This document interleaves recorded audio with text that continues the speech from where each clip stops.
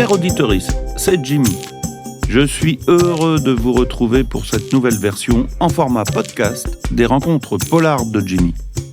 Le principe, nous vous invitons à découvrir ou redécouvrir deux auteurs spécialistes du polar qui seront titillés, asticotés, mis sur le grill et que sais-je encore par 4 chroniqueurs et enregistrés en public à la médiathèque de Fâche-Tuménil. Dans cet épisode, nos 2 premières victimes ont été Marc Falvaux et Franck Tillier, avec qui nous avons pu échanger et passer un superbe moment comme vous allez l'entendre. Je vous laisse apprécier l'éclairage que nous livre chaque auteur de son propre univers. Vous nous avez manqué. Merci d'être là. Les rencontres polars de Jimmy, c'est avec une nouvelle équipe pour l'enregistrement des interviews. Il y a Jack.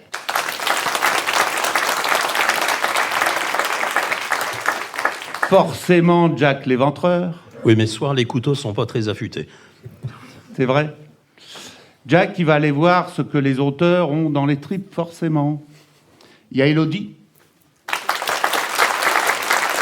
Élodie, c'est autre chose, Madame Vulcain. Élodie, c'est une forgeronne. Ah, Élodie, les auteurs, elle en connaît pas mal. C'est elle qui organise avec Sébastien le formidable salon de polar des forges obscures. Alors, bien sûr, c'est sur le grill que la forgeronne va mettre les auteurs. Attention.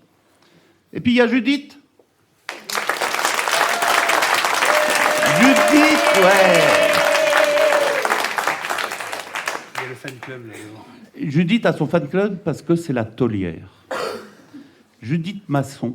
Elle pense à tout, Madame Masson, la bien nommée, qui a même fourni des truelles aux chroniqueurs en leur disant « Bienvenue chez Jimmy, c'est une première, il va y avoir des tonnes de plâtre à essuyer. » Bon courage à tout le monde.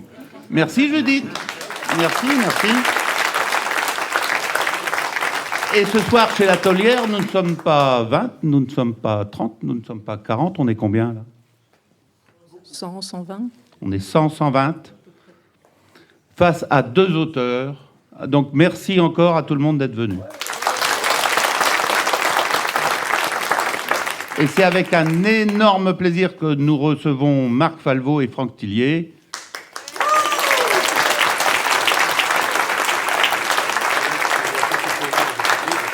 Les 2 font la paire et en plus, ils ont des univers doubles que nous ne manquons pas de questionner. On démarre avec la vedette de notre soirée, celui qui a fait déplacer les foules, celui pour qui on est tous venus, j'ai nommé Franck, Marc Falvaux. Je le sentais venir. Marc, comment interroger quelqu'un qui est à la fois unique et multiple ? Tu es le seul auteur de polar que je connaisse qui n'inscrit pas son nom sur les couvertures de ses bouquins. N'est-ce pas intriguant ? Probablement le résultat d'une analyse ratée. Ton dernier, tu l'as confié à Stan Kurz et celui d'avant à Chris Anthem. Et c'est sur cette base horticole que la médecine évoque à ton sujet le syndrome du concombre masqué. Et là, ça pose problème. Parce que Judith, notre taulière, dans la droite lignée de son aïeule Lulu la Nantaise, elle aime bien savoir à qui elle a affaire. Alors Judith, c'est toi qui commences l'auscultation. Oui, merci. Je commence l'auscultation. Alors, Rimbaud disait « Je est un autre ». J'ai l'impression que Marc Falvaux dit je suis multiple. Nous sommes plusieurs. C'est ça, et ça va bien. D'ailleurs, c'est qui est présent aujourd'hui ? Je vous laisse découvrir. Les 2 derniers sont très très différents. Ah, les deux que je vous ai proposés, oui, qui sont pas techniquement mes derniers bouquins sortis, mais qui sont mes derniers, alors polars dans la grande famille, parce que c'est vraiment, même eux 2 sont très différents l'un par rapport à l'autre. Ont été écrits donc sous 2 identités différentes, mais c'est là où je suis pas très malin, c'est que il y a quand même mon nom sur le bouquin, mais il est derrière. Parce que je me présente en fait. C'est Marc Falvaux présente Stan Kurz et Chrysanthème. On va enchaîner en parlant de ton univers polar. Donc l'univers, c'est les romans, l'écriture, et puis tout ce que tu as envie de mettre dedans. Hein. Ça roule. C'est Élodie qui a un goût irrésistible pour les chinoiseries, qui nous a proposé de faire le portrait Chinois. chinois. faire marrer. Ah, si j'étais une fleur, si j'étais Voilà, un oiseau. Donc chaque chroniqueur d'accord, ok. peut, à partir de maintenant, spontanément te donner un thème en fonction de son état mental du moment. Et là, je te préviens, je suis vraiment responsable de rien. Donc là, moi, je démarre. L'univers de tes romans, si c'était une émotion. La colère. Ouais, pourquoi? Parce que c'est pas très tranquille ce que j'écris. Voilà. Ça paraît souvent tranquille, mais ça ne l'est pas, en vrai. Tout comme je suis quelqu'un qui paraît tranquille et en fait, je le suis pas. Alors, et si c'était un lieu, J'ai jamais situé aucun de mes romans. justement? J'ai toujours appelé cette ville, qui n'a pas de nom, je l'ai toujours appelée la ville. Alors je crois que ça s'appelle... Enfin, si mon univers était un lieu, ce serait la ville. Point. Et si c'était une époque? Alors je vais dire forcément l'époque moderne, parce que même si il y a des côtés rétro dans ce que je fais, c'est rétro parce que c'est rétro par rapport à la modernité, en fait. Donc forcément, l'époque ne peut être que la nôtre. Et une ambiance, si c'était une ambiance? Faussement décontracté. T'es quoi? T'es un mec torturé? T'es un clown? T'es quoi? Un clown torturé, ça marche? Oui, oui, ça Un, marche. mais- un peu de tout ça, ça dépend qui parle. Non, mais à ça quel dépend, moment. en fait, ça dépend. Je me prends pas du tout la tête quand j'écris. Alors, voilà. Moi, j'ai un clown torturé, il est là. regarde. Bravo. Alors, c'est pas très visuel. Alors, est-ce que tu peux le commenter? Bah, c'est le clown de. C'est Gripsou, Pennywise. là, oui, c'est le Ça, clown oui, de de- ça. Voilà. de Mais Stephen lui, King. c'est un clown torturé. C'est exactement. voilà. Enfin, ou c'est un clown qui torture les autres, plutôt, en fait. Oui, Voilà. aussi. J'étais un clown torturé quand j'étais seulement auteur, et maintenant que je suis aussi éditeur, je torture les autres, en fait. Ouais. Voilà. Parce que si on prend les Stan Kurtz que tu écris, tu es souvent en rapport avec le lecteur. Et très clairement, c'est pour lui dire t'as vu ce que j'ai fait bien, là tu dois être content, tu cherches de l'amour. On cherche tous de l'amour, tu sais. Ouais. Pourquoi tu as ce besoin d'interpeller le lecteur comme ça Ah bon, alors déjà, je suis pas le premier à le faire, hein, mais j'avoue que Kurtz, c'est... En fait, dès le départ, la genèse de Kurtz, c'est que je voulais écrire des histoires de détectives privés, donc rétro privé, années 50, un père chapeau mou, tout ça. Mais je voulais pas le situer dans les années 50, déjà parce que j'étais pas né, je sais pas comment c'était en vrai. Voilà, ça me faisait chier de faire de l'historique pur. Donc je me suis dit, je vais prendre un privé rétro années 50, mais à notre époque. Même si l'époque elle-même a changé, parce que j'ai commencé à écrire Kurtz en 2008, on est en 2023, c'est l'époque de 2008 n'est pas la même que celle de 2023. Et je me suis dit, ça serait drôle si je partais du principe que c'est un privé qui a pas de boulot et qui se fait tellement chier qu'il décide d'écrire ses mémoires. Donc c'est lui qui écrit. Des Kurtz, j'en ai écrit quand même pas mal, et il y en a qui sont très portés sur l'intrigue et pas tellement sur la mise en abîme, et puis certains qui sont vachement portés sur la mise en abîme, surtout celui-là. Là. Ah oui, Voilà. oui, tout à fait. Celui-là, c'est lequel? Ça, c'est un banquet de squales. Donc, c'est le dernier Kurtz indépendant sorti, donc un peu plus d'un an maintenant, et qui est une histoire, on va dire, à mi-chemin du polar et de l'espionnage. C'est-à-dire que je peux prendre 2 minutes pour résumer de quoi ça cause. On te reprendra le portrait chinois après, tu crois pas que tu vas nous très échapper? bien. Ah merde. Et ça commence par un rodéo en moto, parce qu'il a été engagé pour aller chercher la fille de quelqu'un qui a fait une fugue. Et donc, il doit intégrer un gang de motards. Donc, il se déguise en motard et il a l'air d'un con. Et il sait qu'il a l'air d'un con. Et on le Tu suit. sais qu'il y a donc, des voilà. motards hein, dans la salle. Ah, j'ai pas dit que les motards étaient des cons. J'ai dit Ouais, que lui, ouais, fais gaffe lui quand même. habillé comme un motard, il a l'air d'un con parce que Ouais, mais son il s'habille costume à s'habille lui, comme tu décris ton mec. Hein. son costume à lui, c'est l'impair et le chapeau mou. Sauf que faire de la moto comme ça, c'est pas pratique. Donc ça, c'est juste le prologue du bouquin où il va, voilà, un peu. Mais la vraie intrigue du bouquin, c'est quelqu'un qui se fait assassiner sur un quai de métro. Et en fait, ce qui est important, enfin, ce qui est intéressant, c'est pas le meurtre, c'est le fait qu'on lui ait volé sa main, qui est une prothèse en fait. C'est pour ça qu'il y a une main sur la couve. Le mec mort, on s'en tape, mais c'est ce qu'il y a dans la main qui est bien. Le polar pur bascule un peu dans de l'espionnage international avec des trucs un peu, voilà, des factions, un peu, voilà. Bref, c'est un vrai bordel ou un vrai banquet de squales, d'où le titre, voilà, parce que c'est. Et donc voilà, tout ça pour revenir à la genèse de Kurtz. Je voulais un personnage qui soit l'unique narrateur. On est tout le temps dans sa tête. Il n'y a jamais de point de vue autre que le sien. Et en plus, c'est lui qui raconte. Donc des fois, il nous baratine. Des fois, c'est pas vrai ce qu'il raconte. Mais comme il a envie de tourner les choses souvent à son avantage, ben voilà, il s'en fout, il le fait. Et voilà. Moi, j'ai été très surpris parce qu'il y a cette dichotomie, justement, d'événements, de personnages. J'ai pensé à Nausicaa, moi, un bassin de requins avec des requins gentils, des requins méchants. Alors, qui gagne, ça, je vous laisse Vous lirez, comme ça vous saurez. Est-ce qu'il y a qui vraiment gagne. un vainqueur ça Ouais, voilà, ça c'est. Mais c'était vraiment très très chouette. C'est plein de rebondissements. C'est un peu plus soft que certains que tu as pu écrire. Oui. Et c'est. Tu parlais de 2008. Maintenant, ça me fait penser. C'est indémodable. Le personnage, il est indémodable. Je vais faire des références qui valent ce qu'elle veut.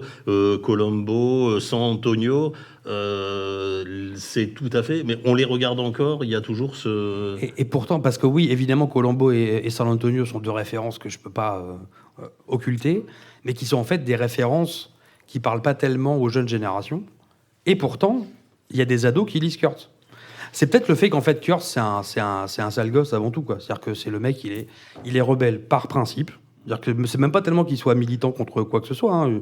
Il est juste rebelle par principe. Dès qu'il peut faire chier le monde, il fait chier le monde. Voilà. C'est de la fiction, hein, monsieur. Je me suis pas du tout inspiré de moi. C'est ce que j'allais te demander, c'est de l'autofiction, ça. Le monde change autour de lui, il change pas. Et ça reste un sale gosse qui a pas grandi, en fait, finalement.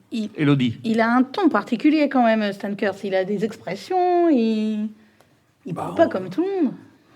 C'est peut-être ça que les jeunes aiment aussi. Et pourtant, le langage que Kurtz utilise n'est pas le langage des jeunes d'aujourd'hui, ni des jeunes de 2008, ni voilà. Mais peut-être qu'en effet, il y a une sorte de décontraction ou de liberté. Voilà. C'est de la liberté décomplexée. Ouais, c'est ça, c'est qu'il y a un côté décomplexé, en fait, dans Kurtz. Ouais. Il est cool et en même temps, il est tout le temps vénère. En étant cool. Voilà.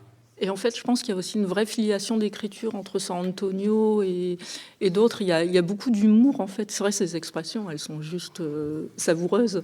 Et en fait, est-ce que c'est pas une façon aussi de faire passer le côté policier, entre guillemets, ou espionnage et autres, de mettre une autre distance Alors, je vais dire quelque chose que je pense profondément. Et pourtant, c'est une soirée polar. Mais en vrai, souvent, les enquêtes de mes polars, je m'en fous. Elles ne m'intéressent pas. Ce qui m'intéresse, c'est pas l'enquête en tant que telle. C'est pas je vais essayer de faire l'enquête la plus originale, la plus surprenante, dont les rouages sont les plus maléfiques, machiavéliques. Non, ce qui m'intéresse juste, c'est comment. C'est je prends Kurtz, je le jette à l'eau, et il sait pas nager, et je vois qu'est-ce qui se passe. Et donc souvent, c'est pour ça que souvent les intrigues, que ce soit dans celui-là ou dans les autres, souvent elles sont pas écrites d'avance, parce que de toute façon je fais pas de plan, j'y vais au feeling.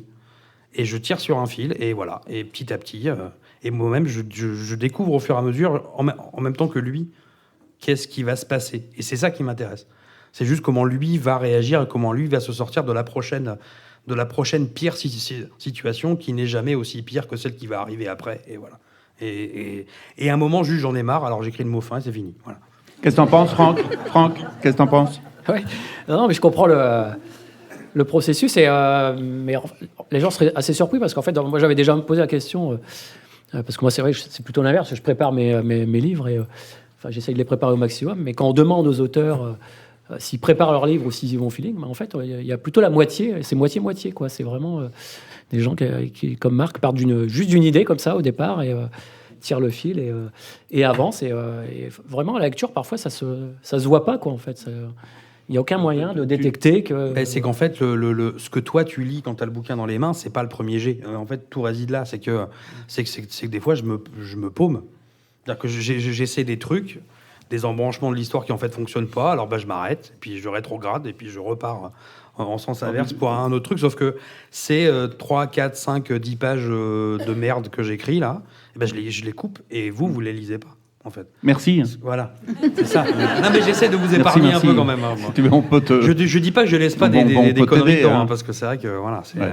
Et il te faut combien de temps à peu près entre le début et la fin de l'écriture d'un livre ? Alors, du premier jet ou l'écriture totale ? Non, pour jusqu'au bout, jusqu'à l'édition, je veux dire. Jusqu'au dernier... Ça dépend du nom que je prends. Ouais, je sais, c'est pas simple. Non, mais c'est complètement bipolaire.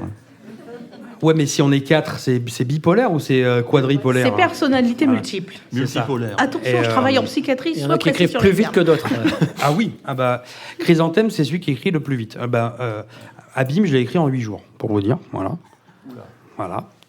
De manière C'était un long trip. C'est pour ça que le bouquin lui-même est un long trip. Je conseille de le lire d'une traite si c'est possible. En même temps, il est court. Hein, mais après, c'est le premier jet qui m'a pris 8 jours. Et après, je l'ai laissé de côté. Et je l'ai repris des mois plus tard. Je l'ai réécrit, j'ai recorrigé, refait des trucs. Évidemment, ça prend plus de temps. Mais on va dire que l'impulsion de base, c'était 8 jours. Kurtz, souvent, c'est 1 mois. Et toi, Franck, tu mets combien de temps à écrire un bouquin? Bah, moi, c'est d'une année sur l'autre, à peu près. Voilà, alors après, c'est... il y a une partie de construction hein, qui prend du temps. Je fais pas mal de recherche aussi, voilà, qui demande voilà, du temps. Et puis après, les livres sont assez gros, hein, et en fait, c'est plutôt assez mécanique, c'est-à-dire plus c'est gros, plus c'est long à écrire.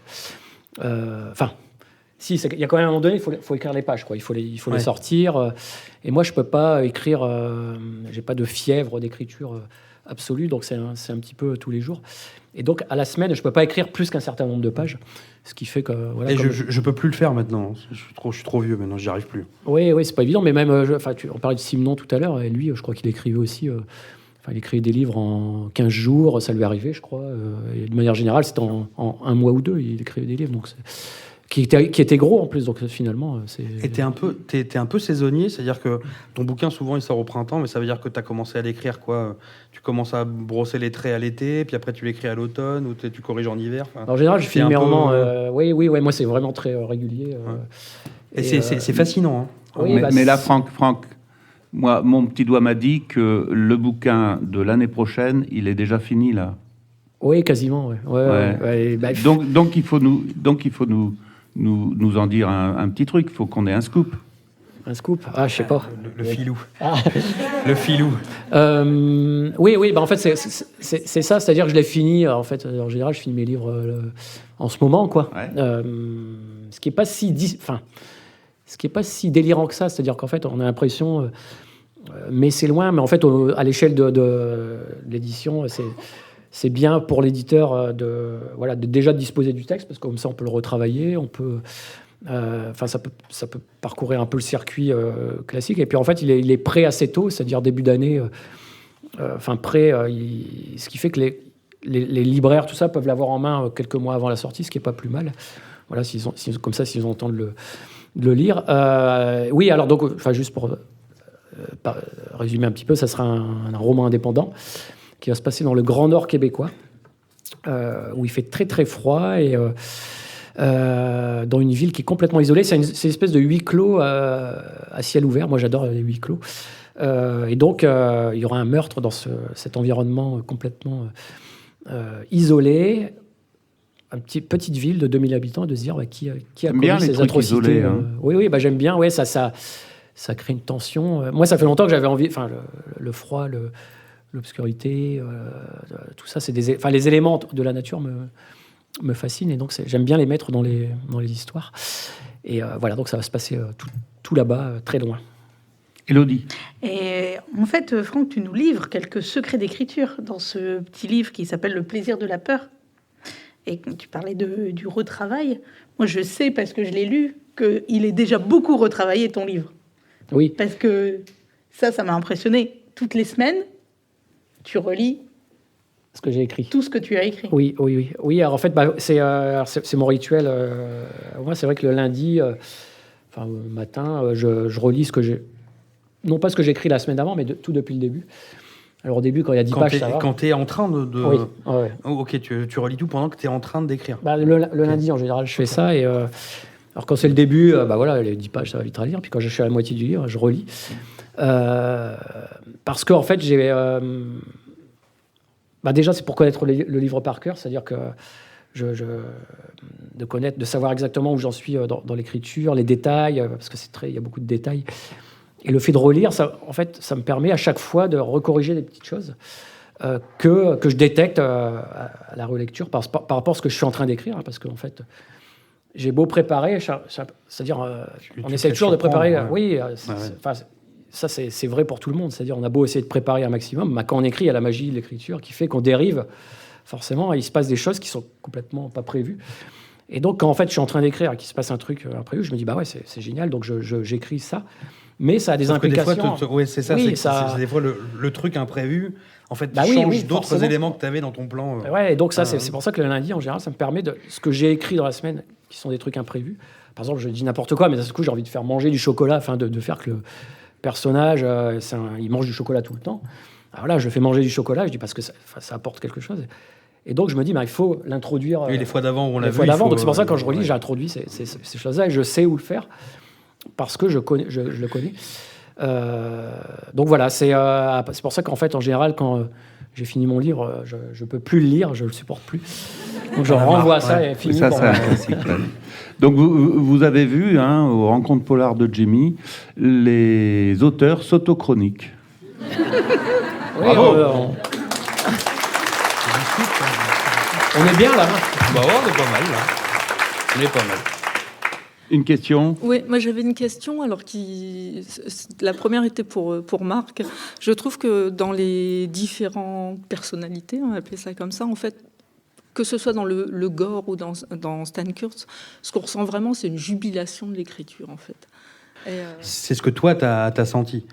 Mais alors déjà, en vrai de vrai, il n'y a pas plusieurs personnalités. Il n'y a que moi qui écris, voilà, derrière. C'est-à-dire que, en fait, je pense que si un jour je suis étudié à la fac, c'est ce qui me ferait, je pense, assez horreur, tout en me faisant marrer, en fait, en vrai. En fait, on découvrirait que c'est vraiment la même personne qui les écrit, simplement, juste, je raconte pas le même genre d'histoire. Donc la jubilation, elle vient peut-être après coup. Je t'avoue qu'elle vient pas tellement quand je suis en train de le faire. Quand je suis en train de le faire, j'ai qu'une envie, c'est de finir le plus vite possible. Voilà. Je suis un éjaculateur précoce de l'écriture. Voilà.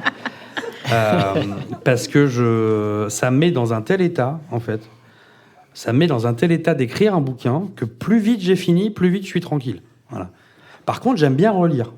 Tu vois, la phase relecture-correction, ça me plaît parce que le bouquin, il existe. Voilà. Il y a un premier jet, aussi pourri soit-il, il est là. Et donc, comme il est là, je suis rassuré. Et donc, comme je suis rassuré, là, je prends beaucoup plus de plaisir à relire et à corriger, alors que le premier jet, c'est une torture, on peut te dire. Voilà. Donc, c'est pour ça que j'écris vite, parce que sinon, je deviens fou, en fait, vraiment. Et je rends fou les gens qui vivent avec moi aussi. Voilà. Ok. Franck, toi aussi, tu as l'impression d'être barjot de temps en temps? Oui, on doit l'être un peu, de toute façon. Les gens, en tout cas, pensent ça en général.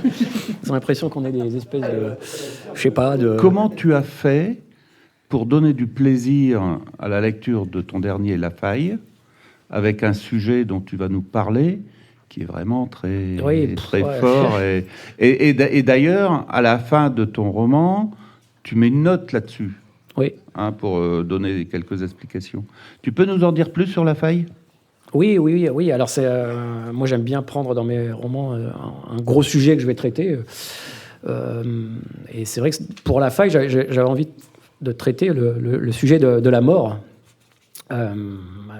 qui n'est pas un sujet facile. C'est pas fun comme sujet. Non, c'est pas fun. Ouais. Et en fait, ce qui m'avait bloqué, parce que ça fait longtemps que j'avais envie que ce sujet-là me trottait en tête, c'est de ne jamais oublier quand on lit un livre, un roman, en tout cas, ça doit rester un plaisir, le roman. Après, il peut y avoir d'autres livres qui sont pas forcément, quand on lit un livre historique, tout ça, c'est pas forcément du plaisir. Mais en tout cas, le roman, on doit garder cette notion de romanesque, de plaisir. Et les gens achètent ce genre de livre pour le plaisir, même du polar, c'est-à-dire que le plaisir à suivre une enquête, des personnages, à se faire peur, à frissonner. Et je me suis dit, avec un sujet comme ça, est-ce que cette notion de plaisir va rester? Parce qu'on ramène, parler de la mort, ça va toujours ramener les gens un peu à cette condition et cette deadline qu'on a tous, qui est notre propre mort. Donc voilà, j'avais ce doute-là. Mais je me suis lancé parce que c'était plus fort que c'était le moment de le faire. Il y a eu le Covid, donc la mort s'est un peu invitée dans nos foyers, si vous vous rappelez les décomptes. Et je me suis dit, c'est le moment de le faire, je l'ai fait. Et après, il fallait trouver le moyen de traiter ce sujet pour ne pas que ce soit qu'on ait envie de se suicider après avoir lu le livre, mais qu'on ait gardé quand même cette notion de plaisir, mais avec quand même une réflexion. Alors, on n'a peut-être pas envie de se suicider, mais je peux te dire que on se pose des questions. Ça secoue. Ça secoue. Alors ça, c'est bien, parce qu'en fait, quand ça secoue, c'est ce qu'on essaye de faire aussi dans les livres. Il faut que ça fasse les deux, c'est-à-dire il faut à la fois que ça secoue, mais que ça apporte le plaisir, une espèce d'équilibre. En fait, toute l'écriture, enfin l'exercice en tout cas que j'essaie de faire dans les livres, c'est de trouver cet équilibre entre justement le loisir et puis quand ça devient un peu trop lourd dans les sujets, parce que voilà, de repartir sur des choses un peu plus romanesques, énigmatiques. Il y a jamais ça reste du polar, donc ça reste quand même sombre. Enfin, ça reste une trame sombre. Mais d'ailleurs, tu peux écrire tout ce que tu veux.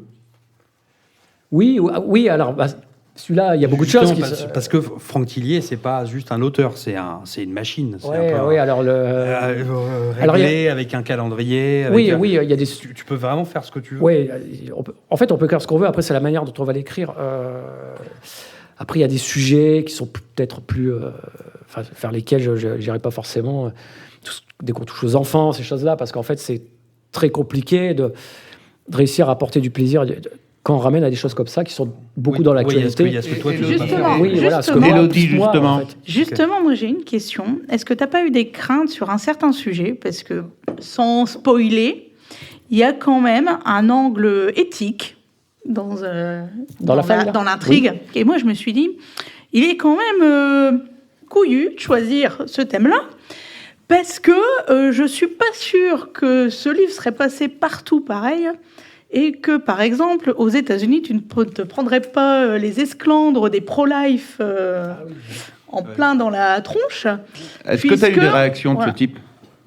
Enfin, j'ai vu quelques commentaires un peu, alors, juste pour résumer, c'est-à-dire, en fait, il y a une partie de la trame qui parle de est-ce qu'il faut débrancher quelqu'un ou pas. Donc, les pro-life, c'est ceux qui disent non, il ne faut pas débrancher, il ne faut jamais débrancher, arrêter une vie. Et puis après, il y a la raison, et puis... Enfin, tout un tas de raisons qui font qu'il faut débrancher.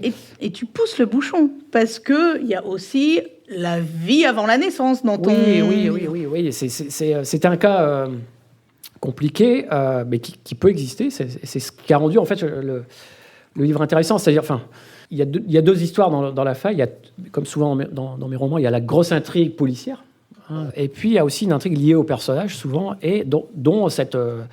personne entre la vie, enfin même morte cliniquement, mais est-ce qu'il faut débrancher parce qu'elle porte la vie en fait. Voilà, enfin c'est de dire voilà, est-ce qu'on débranche cette personne qui est morte, mais et ce qui fait qu'on débranche aussi le fait que comme elle est enceinte, le bébé part avec la mère, ou est-ce qu'on la maintient artificiellement pour pouvoir faire naître l'enfant, sachant que dans les deux cas, c'est un cas éthique, donc c'est extrêmement compliqué dans les deux cas.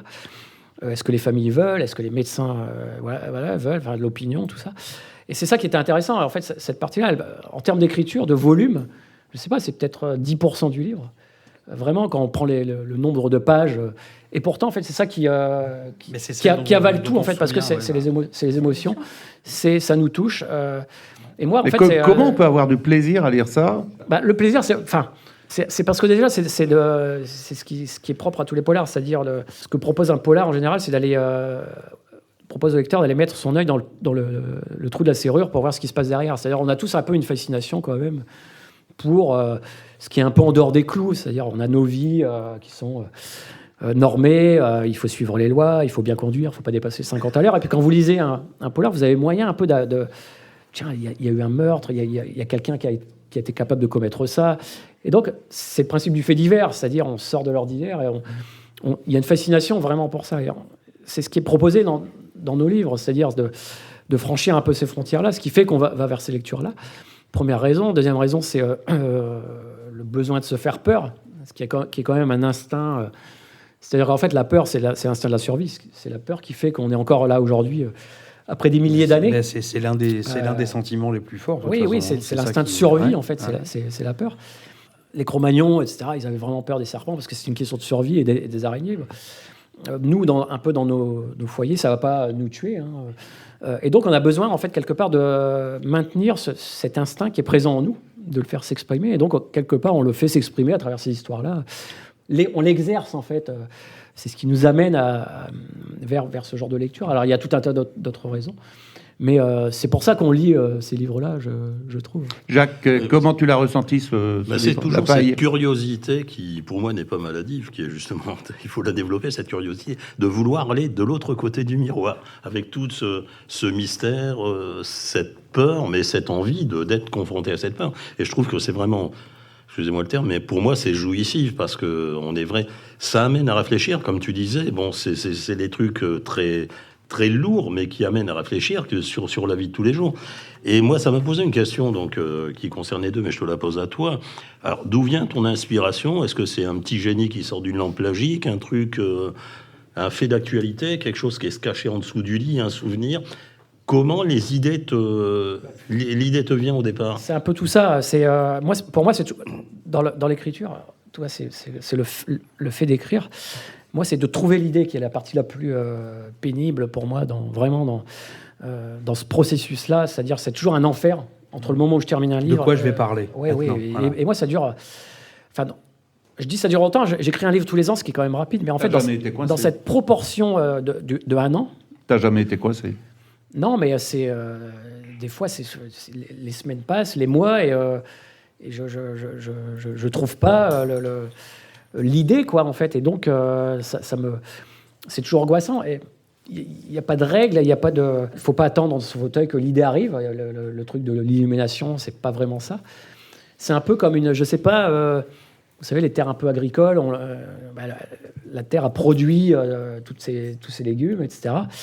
Et puis à un moment donné, après la production, elle est un peu rincée, elle se mange à chair. En fait, on a l'impression qu'elle est morte, cette terre, mais en fait, elle est en train de se reconstruire. Et je pense que c'est un peu ça, c'est-à-dire je ne peux pas repartir après avoir écrit un livre comme ça.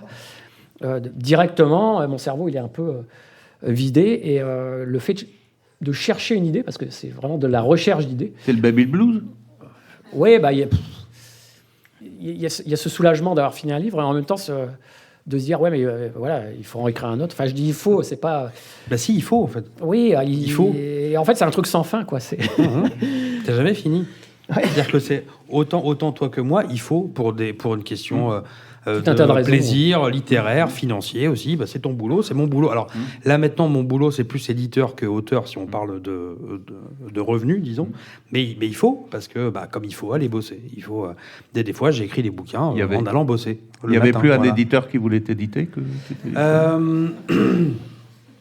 Eh bien, si tu veux, j'ai eu 6 éditeurs en tant qu'auteur pendant presque 10 ans.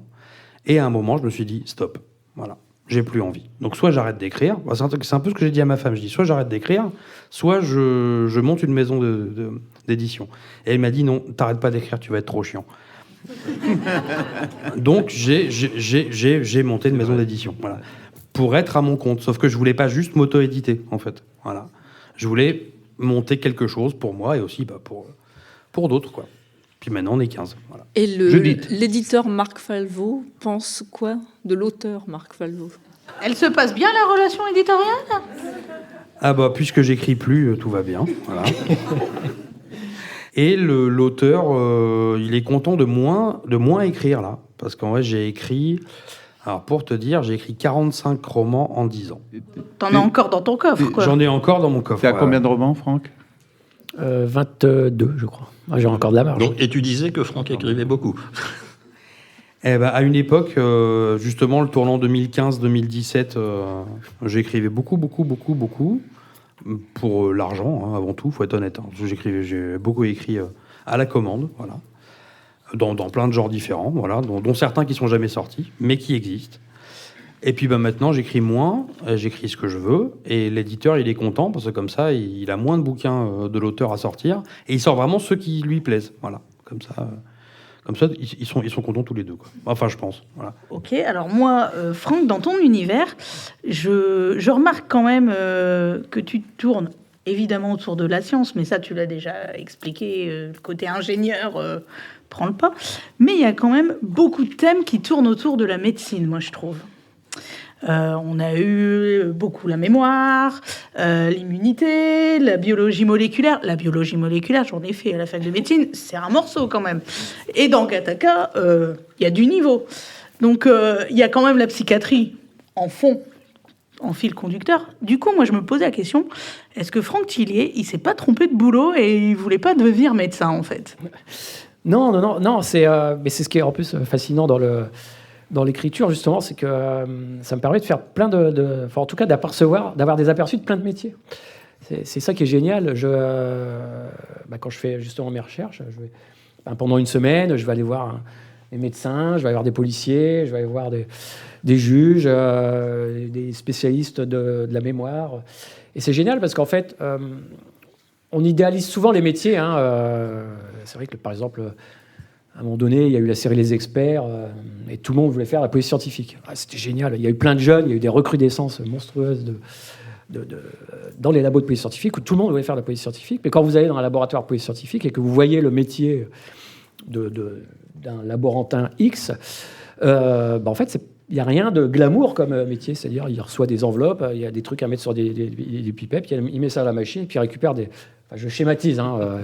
C'est pas très fun, il y a des quoi. trucs plus passionnants. Mais voilà, en fait, mais c'est fascinant à voir. C'est-à-dire, c'est génial d'avoir des aperçus de ça. Et pareil dans la police. Enfin, moi, on se dit, j'adorais être policier, aller sur les scènes de crime. Enfin, on a tous à un moment donné... Enfin, tout ça.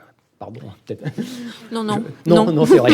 Non, mais de se dire, d'aller voir un peu comme ça une scène de crime, de se dire qui a commis le crime et tout.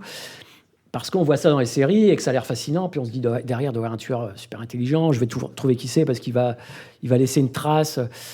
Mais en fait, vous demandez, c'est un policier. Pour lui, c'est horrible tous les jours d'aller, d'être appelé puis d'aller sur des trucs qui sont absolument terrifiants, horribles, parce que tout n'est pas mis en scène comme à la télé, et que souvent... Et puis tout ce qu'on voit pas non plus, toute la paperasse, la paperasse, puis souvent c'est des crimes bien sordides, liés à des choses basiques de la vie, dans des milieux, la plupart du temps, défavorisés. C'est ça la réalité de ce qu'ils voient tous les jours. Donc en fait, donc moi, avec mon œil d'écrivain, c'est bien, parce que j'ai accès à ça, et puis à un moment donné, je repars nourri un peu de ce que j'ai pu voir, pour écrire mes histoires. Mais c'est vrai que la médecine me fascine. Enfin, tout ce qui est... c'est pas que la médecine, c'est tout ce qui est, en effet, autour de comment fonctionne un être humain, comment on marche, comment ça marche la mémoire, le cerveau, enfin, toutes ces capacités qu'on peut avoir. C'est un peu mon approche du polar, d'essayer de comprendre le passage à l'acte, parce tu disais tout à l'heure, ça commence souvent par un meurtre. Pourquoi ce meurtre a eu lieu, mais d'un point de vue, peut-être, effectivement, qu'est-ce qui fait à un moment donné qu'une personne particulière a commis cet acte-là.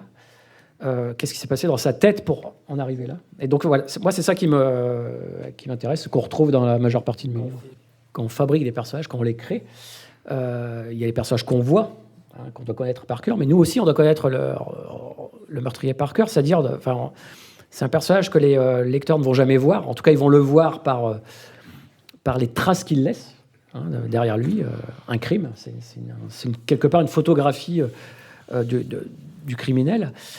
Mais en général, on le voit qu'à la fin. En tout cas, dans mes livres, on le découvre qu'à la fin. Mais par contre, moi, je le construis comme un personnage à part entière. Il faut que je le connaisse par cœur pour pouvoir... pour qu'il soit réel, en fait, même si on le voit pas, parce pour que quand on arrive vers lui à la fin, on soit pas complètement désarçonné et surpris, et qu'on se dise, quelque part, c'était logique de tomber sur ce personnage-là, quoi. Il y a aussi le thème des expériences de mort imminente. Oui. Et qui marque beaucoup, je trouve, le lecteur. On sort lessivé de ce bouquin. Qui questionne beaucoup sur finalement, je vais finir où, moi? Et du coup, j'aimerais bien rencontrer les experts que tu as pu voir pour discuter avec eux de mon propre sort, quoi. Oui. Après, les experts ou les gens, c'est surtout les gens finalement qui vivent ça. Les expériences de mort imminente, c'est des gens qui, à un moment donné, ont un arrêt cardiaque ou font un AVC, où les fonctions vitales s'arrêtent, et puis qui reviennent à la vie 10 minutes plus tard parce qu'on les réanime, et qui racontent des histoires comme ça. Des histoires de ce qu'ils ont vu alors qu'ils étaient complètement inanimés, inconscients, où il n'y avait même pas de signaux dans le cerveau. C'est ça qui est surprenant dans les expériences de mort imminente, c'est-à-dire les témoignages, en fait. Et souvent sur des tables d'opération, d'ailleurs, où ils sont opérés, où ils sont anesthésiés au plus profond degré, donc le cerveau, c'est vraiment une ligne droite. Il n'y a aucune variation. Et pourtant, quand ils se réveillent, certains sont capables de raconter, de dire j'ai vu tel instrument, ils ont une vue comme ça.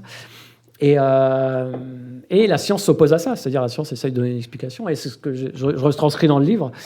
Mais c'est intéressant. Et mais il n'y a toujours pas de réponse. On ne sait pas. Et en fait, c'est bien. Je trouve. Moi, j'aime bien aussi avoir ça dans mes livres, c'est-à-dire ne pas tout avoir savoir. Encore, ne pas tout savoir, avoir encore des choses à découvrir. Sinon, le monde serait bien fait si on avait les réponses à tout. Donc il y a encore plein de questionnements et heureusement de mystères qui nous entourent. En parlant de questionnement, Judith, une question ? Oui, j'ai une question. Alors, on va entendre quelques rallyes de Nick Cave et PJ Harvey. Ah oui. À plusieurs reprises. À plusieurs reprises. Alors, il y a le Boléro de Ravel aussi, mais je voulais savoir, en fait, pourquoi ce morceau, pourquoi Nick Cave, qui est quand même un avatar de Dieu sur Terre, il faut le dire.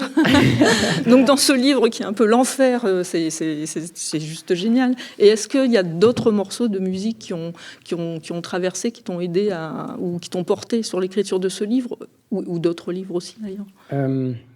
Oui, alors ce morceau-là, c'est vrai que c'est parce que déjà c'est une chanson que j'aime beaucoup, que j'avais écouté plein de fois au moment où je pensais au livre. Donc en fait, ça s'est intégré dans mon histoire. En fait, il y a de ça aussi quand il y a les choses factuelles quand on recherche une idée.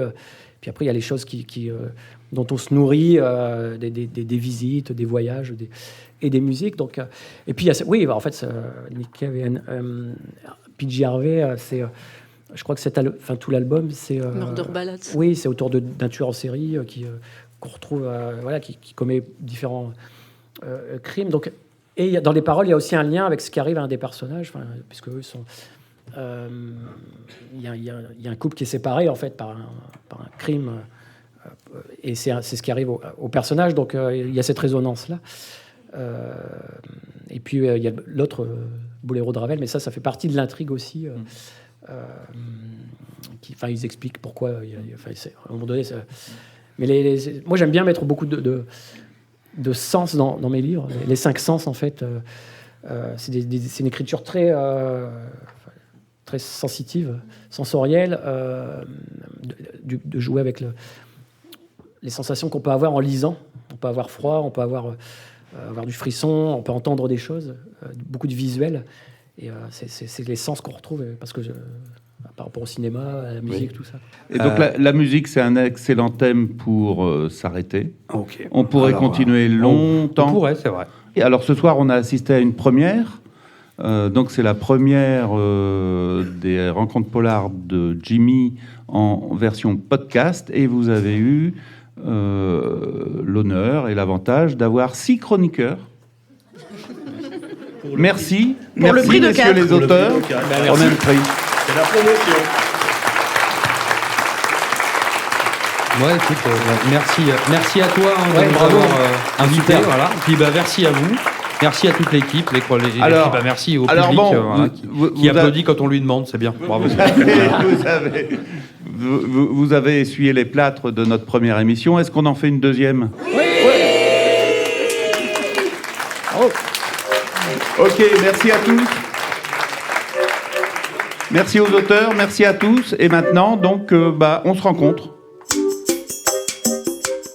C'était le premier épisode des rencontres polars de Jimmy en format podcast avec comme chroniqueurs Judith Masson, Élodie Lemaire, Jacques Thomas et présenté par votre serviteur Jean-Marc Demetz, dit Jimmy, avec comme invités Marc Falvaux et Franck Tillier. Je les remercie et vous invite à retrouver leurs ouvrages chez votre libraire préféré. Ce podcast a été enregistré en public à la médiathèque Marguerite Yourcenar de Fâche-Tuménil. L'enregistrement, la réalisation et la musique de ce podcast ont été montés, mixés et produits par Fred Candeil pour Podcast by La Fabrique. Nous remercions aussi Corinne et Thierry Loustouré, le groupe Les Custos, Caroline Leclerc de la librairie La Ruche aux Livres, ainsi que la ville de Fâche-Tuménil. N'oubliez pas de nous suivre sur les réseaux sociaux comme sur notre page Facebook Les Rencontres Polars de Jimmy. Et surtout de vous abonner à ce podcast pour profiter de nos prochains épisodes avec encore des invités exceptionnels.